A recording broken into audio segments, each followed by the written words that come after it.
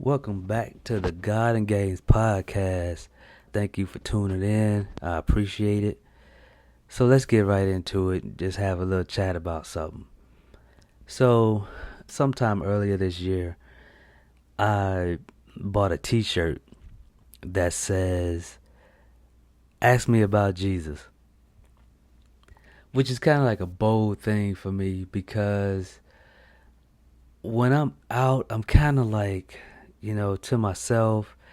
I don't try to be like unfriendly or anything like that, but I do take the opportunity whenever, to pour into someone and encourage someone about who Jesus is to me and who he wants to be for them. It's just ingrained. I can't let it go because I know too much.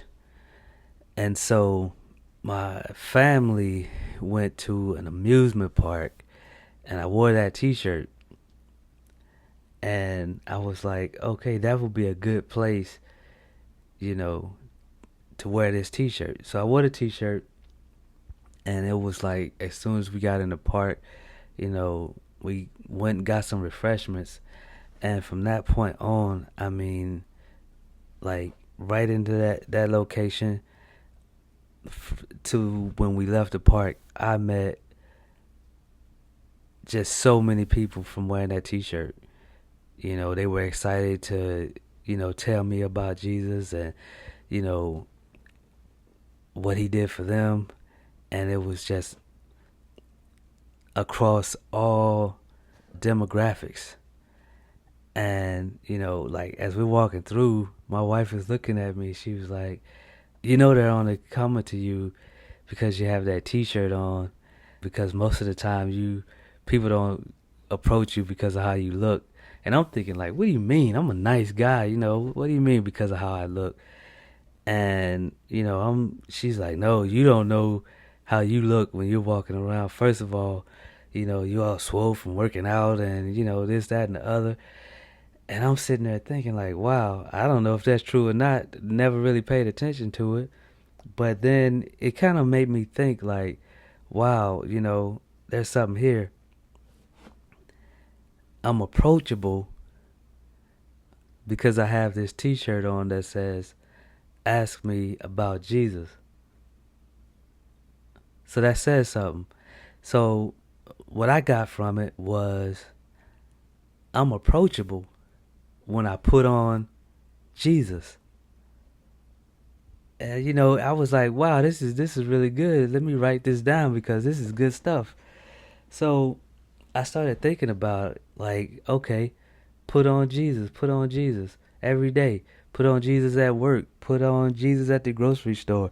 Put on Jesus at school or, wherever you go. Put on Jesus. Even at home, put on Jesus. Be approachable because you put on Jesus. And I was wondering, like, okay, what does that look like?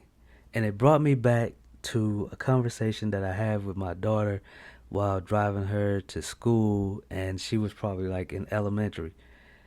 And we would have all these deep discussions.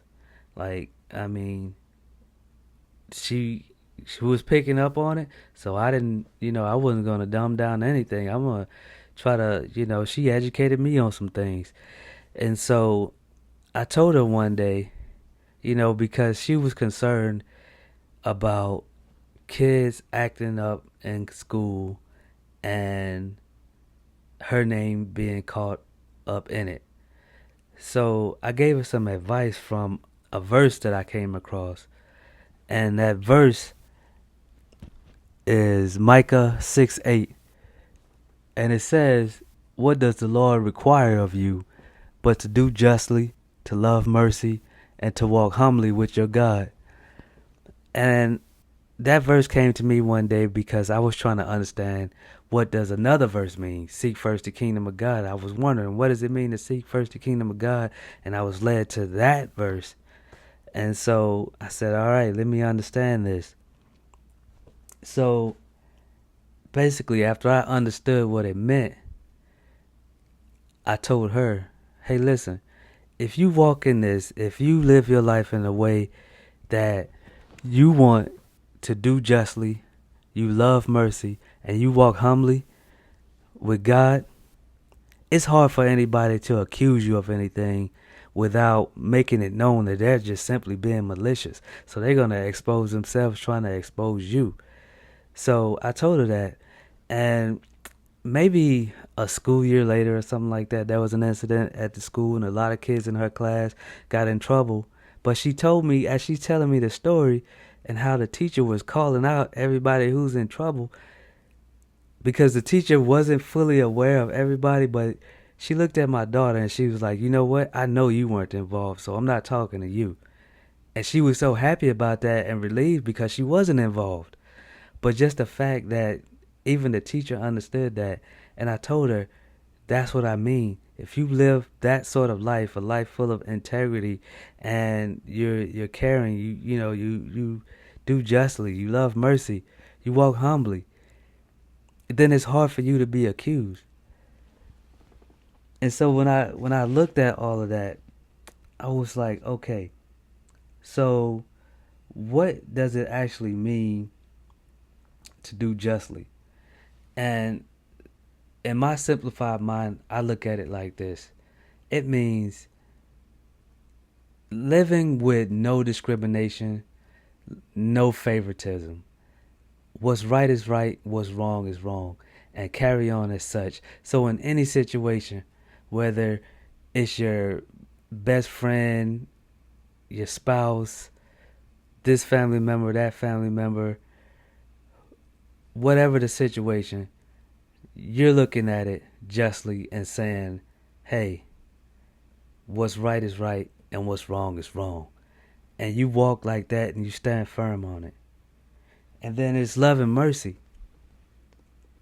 Love and mercy is like being willing and just loving to show kindness and pity and compassion towards people. Because like when I look at it in the book of Lamentations, I think chapter 3, it talks about because of the Lord's compassions or his great mercies, we are not consumed. His compassions fail not.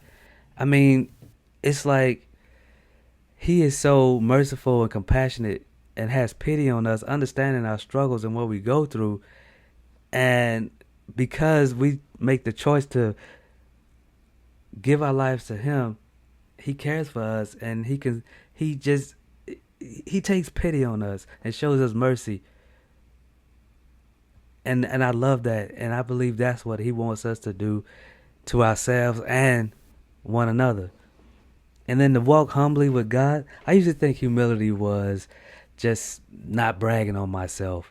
Or if somebody told me, oh, you did something so wonderful, I'd just say, it wasn't a big thing, this and that.